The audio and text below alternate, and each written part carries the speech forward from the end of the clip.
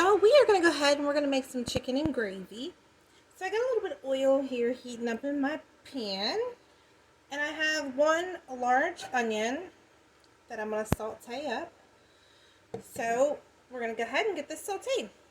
Alright y'all, while this onion is getting fried up, what we're going to do here is I got about 6 chicken thighs. They're boneless, skinless. We're going to go ahead and put some oil on those, some olive oil. Okay, vegetable oil, whatever you got. And what I'm going to do is I'm going to put some onion powder on it. And it's much or as little as you like. Some garlic powder. Some pepper. Now you can do this to your seasonings you don't have to add it. You can, and then I'm going to use the all-purpose Greek seasoning because that's what we like.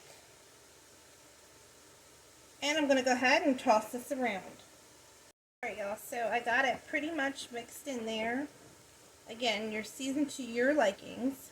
So once this onion's fried, we're going to get these fried on both sides. Alright y'all, so these are getting brown. We're going to go ahead and add our chicken in here. So you just want to get our chicken in here. We're going to fry this up on both sides. Now you may have to do this in batches depending on how big your pan is. Okay? I'm going to go ahead and get this first batch browned up on both sides.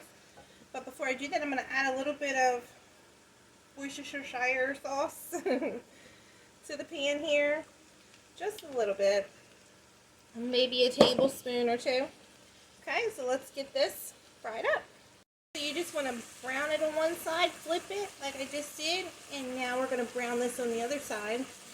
And once this batch is done, I got a few more. If you got a bigger pan, that'll work well. But I don't, my other pan is dirty. So we're going to take these out, put them on a plate, and we'll get started on our roast. Alright y'all, so I'm taking out my last chicken breast here that I've browned. So now what you want to do is you want to take a 1/3 cup of flour. You want to sprinkle it in here. And you want to cook your flour until it's brown. Okay? Now if it's a little dry, just add a little bit more olive oil to it and that'll be just fine. Or you can use some bacon grease. But I just put a little bit of olive oil in here to loosen this up because chicken doesn't have a lot of fat to it. Right, so we got our flour pretty much cooked up. Now you're going to take about 3 cups of chicken broth or chicken stock, whatever you got.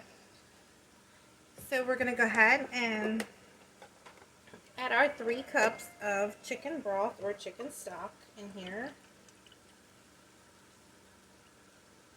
Okay, let me get the rest of that in here. Alright, so I got 3 cups of that in here.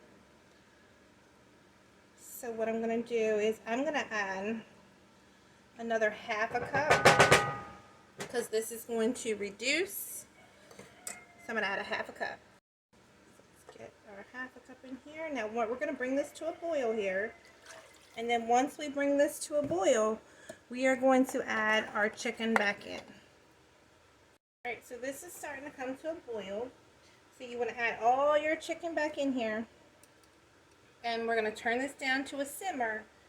And we're going to cook this for about 45 minutes to an hour. Okay? Also, I got all my chicken and the juices all in here. So we're going to go ahead and we're going to put the lid on this. And we are going to cook this 45 minutes to an hour. Alright y'all, so it's been about 45 minutes. This is all done. You can leave it in for an hour if you want. So, there's plenty of gravy in there. We're going to serve this over mashed potatoes, and I'm going to make a side of rice because my kids like it with rice. So we're going to have the chicken, and we're going to cook it till it falls apart. So when I picked it up, it fell apart. So I hope everyone has a great evening. Give this a try. Let us know how you enjoy it. I have cookbooks available for those of you who are interested in those, 212 recipes. The second volume is almost done. So everybody have a great evening. If you have any questions, get in contact with me.